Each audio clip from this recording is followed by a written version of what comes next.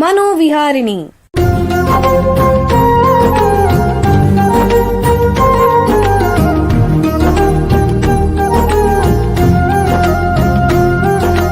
ಬೆಂಗಳೂರಿನ ನಿಮ್ಹಾನ್ಸ್ ವತಿಯಿಂದ ಮಾನಸಿಕ ಆರೋಗ್ಯ ಮತ್ತು ನರವಿಜ್ಞಾನ ಕುರಿತ ಪ್ರಾಯೋಜಿತ ಶಿಕ್ಷಣ ಮಾಲಿಕೆ. ಸಹಯೋಗ ಕರ್ನಾಟಕ ವಿಜ್ಞಾನ ಮತ್ತು ತಂತ್ರಜ್ಞಾನ ಅಕಾಡೆಮಿ, ವಿಜ್ಞಾನ ಮತ್ತು ತಂತ್ರಜ್ಞಾನ ಇಲಾಖೆ, ಕರ್ನಾಟಕ ಸರ್ಕಾರ. ಕೇಳಿ ಮಾನಸಿಕ ಆರೋಗ್ಯ ಮತ್ತು ನರವಿಜ್ಞಾನ ಕುರಿತ ಮಾಲಿಕೆ ಮನೋವಿಹಾರಿಣಿ. ನಮಸ್ಕಾರ ಶ್ರೋತೃಗಳೇ, ನಿಮಗೆಲ್ಲರಿಗೂ ಮನೋವಿಹಾರಿಣಿ ಶಿಕ್ಷಣ ಮಾಲಿಕೆ ಈ ಸಂಚಿಕೆಗೆ ಆತ್ಮೀಯ ಸ್ವಾಗತ. ಹಿಂದಿನ ಸಂಚಿಕೆಯಲ್ಲಿ ನರಮಂಡಲದ ಅಸ್ವಸ್ಥತೆಗಳಲ್ಲಿ ಪ್ರಮುಖವಾಗಿರುವಂತಹ ತಲೆನೋವು ಅಸ್ವಸ್ಥತೆಗಳು ಅಂದರೆ ಹೆಡೇಕ್ ಡಿಸಾರ್ಡರ್ಸ್ ಬಗ್ಗೆ ಮಾಹಿತಿ ಸಂಗ್ರಹಿಸಿದ್ವಿ. ಇವತ್ತು ಅದನ್ನು ಮುಂದುವರಿಸೋಣ. ಹಿಂದಿನ ಸಂಚಿಕೆಯಲ್ಲಿ ತಲೆನೋವು ಅಂದ್ರೇನು, ನಮ್ಮ ದೇಶದಲ್ಲಿ, ನಮ್ಮ ರಾಜ್ಯದಲ್ಲಿ, ನಮ್ಮ ಊರಲ್ಲಿ ಎಷ್ಟು ಪ್ರಮಾಣದಲ್ಲಿದೆ, ಇದರ ರೋಗ ಲಕ್ಷಣಗಳೇನು, ಅದಕ್ಕೂ ನಮ್ಮ ದೇಹದಲ್ಲಿ ಉಂಟಾಗುವಂತಹ ವಿವಿಧ ಕಾಯಿಲೆಗಳಿಗೂ ಏನು ಸಂಬಂಧ, ಇದು ಮಕ್ಕಳಿಗೂ ಬರುತ್ತೆಯೇ ಇತ್ಯಾದಿಗಳ ಬಗ್ಗೆ ಮಾಹಿತಿ ಸಂಗ್ರಹಿಸಿದ್ವಿ. ಅಯ್ಯೋ ತಲೆನೋವು ತಾನೆ ಅಂತ ಸುಮ್ಮನೆ ತೆಗೆದುಹಾಕೋ ಹಾಗಿಲ್ಲ. ಕೆಲವು ಸಂದರ್ಭಗಳಲ್ಲಿ ನಾವು ತಲೆನೋವನ್ನು ಬಹಳ ಗಂಭೀರವಾಗಿ ಪರಿಗಣಿಸಬೇಕು ಅನ್ನೋದನ್ನು ಕೂಡ ನಮ್ಮ ತಜ್ಞರು ತಿಳಿಸಿಕೊಟ್ರು. ಈ ತಲೆನೋವಿನಲ್ಲಿ ಹಲವು ವಿಧಗಳಿದೆ ಅಂತ ಹಿಂದಿನ ಸಂಚಿಕೆಯಲ್ಲಿ ಅವರು ಹೇಳಿದ್ರು. ಪ್ರೈಮರಿ ಅಥವಾ ಪ್ರಾಥಮಿಕ ತಲೆನೋವು ಮತ್ತು ಸೆಕೆಂಡರಿ ಅಥವಾ ದ್ವಿತೀಯ ತಲೆನೋವು ಅಂತ ಎರಡು ಪ್ರಮುಖ ಪ್ರಭೇದಗಳು. ಅದರಲ್ಲಿ ಬರುವಂತಹ ವಿವಿಧ ರೀತಿಯ ತಲೆನೋವುಗಳ ಬಗ್ಗೆ ಕೂಡ ಹೇಳಿದ್ರು. ಪ್ರಾಥಮಿಕ ತಲೆನೋವುಗಳ ಪೈಕಿ ನಮಗೆಲ್ಲ ಚಿರಪರಿಚಿತವಾಗಿರೋದು ಒಂದು ಮೈಗ್ರೇನ್ ತಲೆನೋವು ಮತ್ತು ಇನ್ನೊಂದು ಟೆನ್ಷನ್ ತಲೆನೋವು. ಮೈಗ್ರೇನ್ ತಲೆನೋವು ಅಂದ್ರೇನು, ಇದು ಬೇರೆ ತಲೆನೋವುಗಳಿಗಿಂತ ಹೇಗೆ ಭಿನ್ನವಾಗಿರುತ್ತೆ, ಇದಕ್ಕೆ ಸೂಕ್ತ ಚಿಕಿತ್ಸೆ ಇದೆಯೇ ಅನ್ನೋದು ಜನರಲ್ಲಿ ಮೂಡುವಂತಹ ಪ್ರಶ್ನೆಗಳು. ಹಾಗೇನೆ ಹಲವರಲ್ಲಿ ಕಂಡುಬರುವಂತಹ ಈ ಟೆನ್ಷನ್ ತಲೆನೋವಂತೂ ಸರ್ವೇ ಸಾಮಾನ್ಯ. ಇದರ ಬಗ್ಗೆ ಕೂಡ ಜನರಲ್ಲಿ ಬಹಳ ಪ್ರಶ್ನೆಗಳಿರುತ್ತೆ. ಅಲ್ಲದೇನೆ ತಲೆನೋವು ಬಂದಾಗ ಯಾರನ್ನ ಸಂಪರ್ಕಿಸಬೇಕು, ಇದಕ್ಕೆ ಏನು ಚಿಕಿತ್ಸೆ ಇದೆ, ಈ ಎಲ್ಲ ವಿಷಯಗಳ ಬಗ್ಗೆ ನಮ್ಮ ತಜ್ಞರ ಹತ್ರ ಮಾಹಿತಿ ಸಂಗ್ರಹಿಸೋಣ.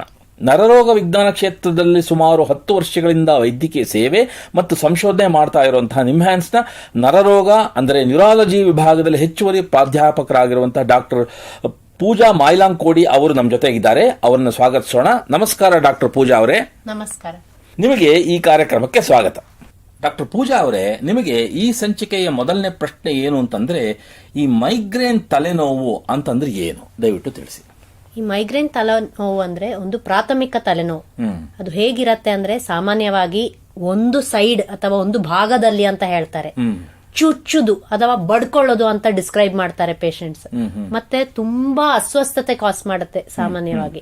ಮತ್ತೊಂದು ಏನಂದ್ರೆ ಈ ತಲೆನೋವು ತಲೆ ಆ ಕಡೆ ಈ ಕಡೆ ಅಲ್ಗಾಡ್ಸಿದ್ರೆ ಅಥವಾ ಓಡಾಡ್ಕೊಂಡ್ರೆ ಎಲ್ಲ ತಲೆನೋವು ಜಾಸ್ತಿ ಆಗ್ಬೋದು. ಎಗ್ರವೇಟ್ಸ್ ಆನ್ ಫಿಸಿಕಲ್ ಆಕ್ಟಿವಿಟಿ ಅಂತ ನಾವು ಅದನ್ನ ಡಿಸ್ಕ್ರೈಬ್ ಮಾಡ್ತೇವೆ. ಇದು ಅಲ್ಲದೇನೆ ತಲೆನೋವು ಬರುವಾಗ ಲೈಟ್ ಕಾಣಿಸ್ಕೋಬಾರ್ದು ಅಥವಾ ಸೌಂಡ್ ಕೇಳಿಸ್ಕೋಬಾರ್ದು ಅಂತ ಅನ್ಸತ್ತೆ ಕೆಲವೊಬ್ರಿಗೆ. ಮತ್ತೆ ಕೆಲವೊಬ್ರಿಗೆ ವಾಂತಿ ಬರುವಂಗಾಗತ್ತೆ, ಕೆಲವೊಬ್ರಿಗೆ ವಾಂತಿನೂ ಬರುತ್ತೆ. ಈ ತಲೆನೋವು ತುಂಬಾ ಜನಗಳಿಗೆ ಬರೋದು ಟ್ರಿಗರ್ ಸಲಿ ಬರ್ಬೋದು. ಬಿಸಿಲಿಗೆ ಹೋದ್ರೆ ಅಥವಾ ಕೆಲವು ತಿಂಡಿ ಪದಾರ್ಥಗಳು ತಿಂದ್ರೆ, ಕೆಲವು ಪರ್ಫ್ಯೂಮ್ ಸ್ಮೆಲ್ಸ್ ಅನುಭವಿಸಿದ್ರೆ, ಈ ತರ ಟ್ರಿಗರ್ಸ್ ಇಂದಲೂ ಈ ತಲೆನೋವು ಬರ್ಬೋದು. ಅಂದ್ರೆ ಈ ಮೈಗ್ರೇನ್ ತಲೆನೋವು ಅನ್ನೋದು ಸುಮಾರು ಜನರಲ್ಲಿರುತ್ತೆ. ಈ ಮೈಗ್ರೇನ್ ತಲೆನೋವು ಅನ್ನೋದು ಎಷ್ಟು ಕಾಲ ಇರಬಹುದು ಒಂದ್ಸರಿ ಬಂದ್ರೆ ಮೈಗ್ರೇನ್ ತಲೆನೋವು? ಮೈಗ್ರೇನ್ ತಲೆನೋವು ಅಂದ್ರೆ ನಾನು ಹೇಳಿದ ತರ ಪ್ರಾಥಮಿಕ ತಲೆನೋವು ಎಪಿಸೋಡಿಕ್, ಯೂಶುವಲಿ ಅದು ಬಂದು ಹೋಗಿ ಆಗುವ ತಲೆನೋವು. 4 ಗಂಟೆಗಳಿಂದ 72 ಗಂಟೆಗಳವರೆಗೆ ಈ ಎಪಿಸೋಡಿಕ್ ಮೈಗ್ರೇನ್ ಇರಬಹುದು. ಸಾಮಾನ್ಯ ಬಂದು ಹೋಗಿ ಆಗತ್ತೆ, ದೀರ್ಘಕಾಲಿಕವಾಗಿ ಇರುತ್ತೆ. ಹೌದು. ಯಾವ ಟ್ಯಾಬ್ಲೆಟ್ ತಗೊಳ್ಳದೇನೆ 4 ಗಂಟೆಯಿಂದ 72 ಗಂಟೆ ತನಕ ಇರುವಾಗ ಅದನ್ನು ನಾವು ಮೈಗ್ರೇನ್ ಹೆಡ್ಏಕ್ ಇರಬಹುದು. ಸರಿ ಸರಿ. ಅಂದ್ರೆ ಇದು ಬೇರೆ ಬೇರೆ ತಲೆನೋವುಗಳಿಗಿಂತ ಹೇಗೆ ಡಿಫರೆಂಟ್ ಆಗಿದೆ, ಭಿನ್ನವಾಗಿದೆ? ಸೊ ಪ್ರಾಥಮಿಕ ತಲೆನೋವುಗಳಲ್ಲಿ ಮೈಗ್ರೇನ್ ಅಂದ್ರೆ ಈ ಅಸ್ವಸ್ಥತೆ ಕಾಣಿಸತ್ತೆ ಒಂದು, ಮತ್ತೊಂದು ಈ ಚುಚ್ಚುವಂಗಿರುವ ಅಥವಾ ಪಲ್ಸೇಟಿಂಗ್ ಕ್ವಾಲಿಟಿ ಇರತ್ತೆ. ಅದೇ ರೀತಿಯಲ್ಲಿ ನಾವು ಟೆನ್ಷನ್ ಟೈಪ್ ಹೆಡ್ಏಕ್ ನೋಡಿದ್ರೆ ಅದು ಸಾಮಾನ್ಯ 2 ಸೈಡು ಇರತ್ತೆ, ಅದಷ್ಟು ಚುಚ್ಚುವಂಗ್ ಇರೋದಿಲ್ಲ. ಅಂಡ್ ಇಷ್ಟೊಂದು ಅಸ್ವಸ್ಥತೆ ಇರ್ಬೇಕಂತ ಇಲ್ಲ. ಈ ಲೈಟ್ ಕಾಣಿಸ್ಬಾರ್ದು, ಸೌಂಡ್ ಕೇಳಿಸ್ಬಾರ್ದು, ನಾನೊಂದು ಕತ್ಲೆ ಕೋಣಲ್ಲಿ ಹೋಗಿ ಮಲ್ಕೊಳ್ತೇನೆ, ಆ ತರ ಅಸ್ವಸ್ಥತೆ ಮೈಗ್ರೇನ್ ಅಲ್ಲಿ ಇರೋದು. ಅದು ಈ ಟೆನ್ಷನ್ ಟೈಪ್ ಹೆಡ್ಏಕ್ ಅಲ್ಲಿ ಕಂಡು ಬರೋದಿಲ್ಲ. ನೀವು ಹೇಳಿದಾಗ ಇನ್ನೊಂದೇನು ಅಂದ್ರೆ ತಲೆಯ ಒಂದು ಭಾಗದಲ್ಲಿ ಮಾತ್ರ ಬರುತ್ತೆ, ಸಾಮಾನ್ಯವಾಗಿ ಒಂದು ಭಾಗದಲ್ಲಿ ಬರುತ್ತೆ ಮಾತ್ರ. ಈ ಚುಚ್ಚುವಂಗಿರೋದು, ಲೈಟ್ ಕಾಣಿಸ್ಕೋಬಾರ್ದು, ಸೌಂಡ್ ಕೇಳಿಸ್ಕೋಬಾರ್ದು, ತುಂಬಾ ಅಸ್ವಸ್ಥತೆ ಎಲ್ಲ ಇದ್ರೆ 2 ಸೈಡ್ ಬಂದ್ರೂ ಅದು ಮೈಗ್ರೇನೇ ಇರಬಹುದು. ಅಂದ್ರೆ ಇವಾಗ ಮೈಗ್ರೇನ್ ಅನ್ನೋದು ಯಾರಿಗೆ ಬರುವ ಸಾಧ್ಯತೆ ಹೆಚ್ಚು? ಮೈಗ್ರೇನ್ ಅನ್ನೋದು ನಮ್ಮ ಸಮಾಜದಲ್ಲಿ ತುಂಬಾ ಕಾಮನ್. ಮಕ್ಕಳಿಗೂ ಬರ್ಬೋದು, ವಯಸ್ಸಾದವರಿಗೂ ಬರ್ಬೋದು. ಬಟ್ ಸಾಮಾನ್ಯ 30-40 ವಯಸ್ಸಿರುವವರಿಗೆ ಅದು ಹೆಂಗಸರಲ್ಲಿ ಜಾಸ್ತಿ ಕಂಡು ಬರುತ್ತೆ. ಮಾತ್ರ ಎಲ್ಲರಿಗೂ ಬರ್ಬೋದು ಅಂತ ನಾವು ಮಾಹಿತಿ ಇಟ್ಕೋಬೇಕು. ಮಾತ್ರ ಸಾಮಾನ್ಯವಾಗಿ ಜಾಸ್ತಿ ಕಂಡು ಬರೋದು ಹೆಂಗಸರಲ್ಲಿ ಅಂಡ್ 30-40 ವಯಸ್ಸಿರುವವರಿಗೆ ಜಾಸ್ತಿ ಕಂಡು ಬರುತ್ತೆ. ಅಂದ್ರೆ ಇನ್ನೊಂದು ಜನರಲ್ಲಿ ಏನು ಪ್ರಶ್ನೆ ಅಂತಂದ್ರೆ, ಮೈಗ್ರೇನ್ ಬಂದ್ರೆ ಆಗೋಯ್ತಪ್ಪ, ಇನ್ನು ಏನ್ ಮಾಡಕ್ಕಾಗಲ್ಲ, ಜೀವನ ಪರ್ಯಂತ ಅನುಭವಿಸ್ಲೇಬೇಕು ಅನ್ಕೋತಾರೆ. ಮೈಗ್ರೇನ್ ಅನ್ನೋದನ್ನ ಗುಣಪಡಿಸಬಹುದೇ? ಮೈಗ್ರೇನ್ ಕಾಯಿಲೆ ನಮ್ಮ ಸಮಾಜದಲ್ಲಿ ತುಂಬಾ ಕಾಮನ್. ಅಂಡ್ ಮೈಗ್ರೇನ್ ಬಂದ್ರೆ ಆಗೋಯ್ತು ಅಂತ ಯಾವತ್ತಿಗೂ ಯೋಚನೆ ಮಾಡಬಾರ್ದು. ಮೈಗ್ರೇನ್ ಕಾಯಿಲೆ ಖಂಡಿತವಾಗಿಯೂ ಚಿಕಿತ್ಸೆ ಮಾಡುವಂತ ಕಾಯಿಲೆ. ಅದು ಎಷ್ಟು ಅಸ್ವಸ್ಥತೆ ಮಾಡತ್ತೆ ಅಂತ ನಮ್ಗೆ ಗೊತ್ತಿದೆ. ಆ ಅಸ್ವಸ್ಥತೆ ಕಮ್ಮಿ ಮಾಡಕ್ಕೆ ಸುಮಾರು ತರ ವಿಧಾನಗಳಿದಾವೆ. ಚಿಕಿತ್ಸೆ ಮಾಡೋದು ಖಂಡಿತ. ಅಂಡ್ ಏನ್ ಕಂಡು ಬರುತ್ತೆ ಅಂದ್ರೆ, ಈ 30-40 ವಯಸ್ಸಲ್ಲಿ ಇರುವ ತಲೆನೋವು ಒಂದು ಬಂದು ಹೋಗಿ ಆಗುವ ಟೈಮಲ್ಲಿ ಅದಕ್ಕೆ ಕರೆಕ್ಟ್ ಚಿಕಿತ್ಸೆ ಮಾಡಿದ್ರೆ ಬರುತ್ತಾ ಅದು ಕಮ್ಮಿ ಮಾಡಬಹುದು. ಮತ್ತೊಂದು, ಅದು ವಯಸ್ಸಾದಂಗೆ ಅದರಷ್ಟಕ್ಕೆ ಕಮ್ಮಿನೂ ಆಗ್ಬೋದು. ಬಹಳ ಉಪಯುಕ್ತ ಮಾಹಿತಿ ನೀಡಿದಿರಾ. ಈಗ ಒಂದು ಸಣ್ಣ ವಿರಾಮ ತಗೊಳ್ಳೋಣ. ನಂತರ ತಲೆನೋವಿನ ಬಗ್ಗೆ, ಅದರಲ್ಲೂ ಈ ಮೈಗ್ರೇನ್ ಮತ್ತು ಟೆನ್ಷನ್ ಟೈಪ್ ತಲೆನೋವು ಬಗ್ಗೆ ಚರ್ಚೆನ ಮುಂದುವರಿಸೋಣ. ಬೆಂಗಳೂರಿನ ನಿಮ್ಹಾನ್ಸ್ ಮಾನಸಿಕ ಆರೋಗ್ಯ ಮತ್ತು ನರವಿಜ್ಞಾನ ಕ್ಷೇತ್ರದಲ್ಲಿ ಹೆಸರುವಾಸಿ. ಶ್ರೇಷ್ಠ ಗುಣಮಟ್ಟದ ಔಷಧೋಪಚಾರ, ಸಂಶೋಧನೆ ಮತ್ತು ತರಬೇತಿ ಇವೇ ನಿಮ್ಹಾನ್ಸ್ನ ಪ್ರಮುಖ ಧ್ಯೇಯಗಳು. ದೇಶದ ವಿವಿಧ ಭಾಗಗಳಿಂದ ಬರುವ ಲಕ್ಷಾಂತರ ಜನರಿಗೆ ಚಿಕಿತ್ಸೆ ನೀಡುವ ನಿಮ್ಹಾನ್ಸ್ಗೆ ರಾಷ್ಟ್ರೀಯ ಪ್ರಾಮುಖ್ಯತಾ ಸಂಸ್ಥೆ ಎಂಬ ಗೌರವ.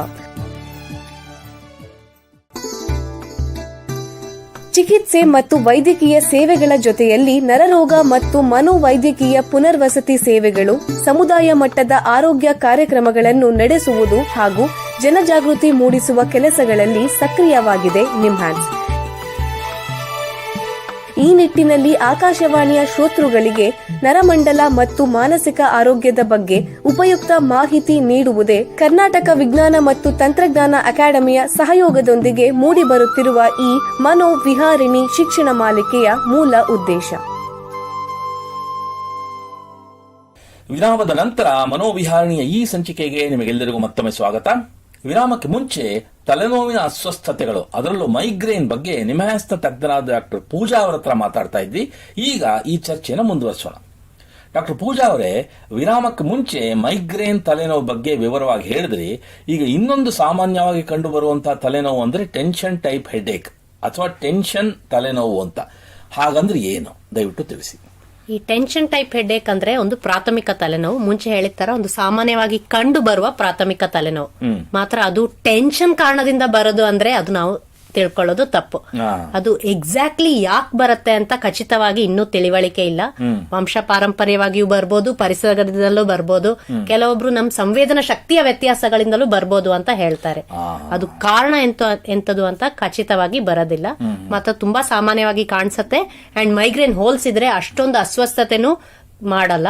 ಕೆಲವೊಬ್ಬರಿಗೆ ಅಸ್ವಸ್ಥತೆ ಜಾಸ್ತಿ ಇದ್ರೆ ಅದಕ್ಕೆ ಚಿಕಿತ್ಸೆನೂ ಮಾಡ್ಕೋಬಹುದು. ಈ ಮಾಮೂಲಿ ತಲೆನೋವು ಅಂತ ಹೇಳ್ತಾರೆ ಕೆಲವೊಬ್ರು ಅದಕ್ಕೆ. ಅಂದ್ರೆ ಈ ಮಾಮೂಲಿ ತಲೆನೋವು ಅಂದ್ರೆ ಈ ಟೆನ್ಷನ್ ಟೈಪ್ ಹೆಡ್ಏಕ್ ಅನ್ನು ಹೇಗೆ ನಿವಾರಿಸೋದು? ಟೆನ್ಷನ್ ಟೈಪ್ ಹೆಡ್ಏಕ್ ತುಂಬಾ ಮೈಲ್ಡ್ ಆದ್ರೆ, ಜಾಸ್ತಿ ಸೀರಿಯಸ್ ಇಲ್ಲ ಅಂದ್ರೆ ಕೆಲವೊಬ್ರು ಹಂಗೆ ಮಲ್ಕೊಂಡು ಹೋಗ್ಬಿಡತ್ತೆ. ಕೆಲವೊಬ್ರು ಒಂದು ಪ್ಯಾರಾಸಿಟಮಾಲ್ ಟ್ಯಾಬ್ಲೆಟ್ ತಗೊಂಡ್ರು ಹೋಗ್ಬಿಡತ್ತೆ. ಅಲ್ಲ ತುಂಬಾ ಜಾಸ್ತಿ ಇದೆ ಅಂತ ಆದ್ರೆ ಒಂದು ಡಾಕ್ಟರ್ಗೆ ತೋರಿಸಲೇಬೇಕು. ಮತ್ತೊಂದು ಪ್ಯಾರಾಸಿಟಮಾಲ್ ಇಂದ ಸ್ಟ್ರಾಂಗರ್ ಆಗಿರುವ ಟ್ಯಾಬ್ಲೆಟ್ ಕೊಡಬಹುದು ಅದಕ್ಕೆ.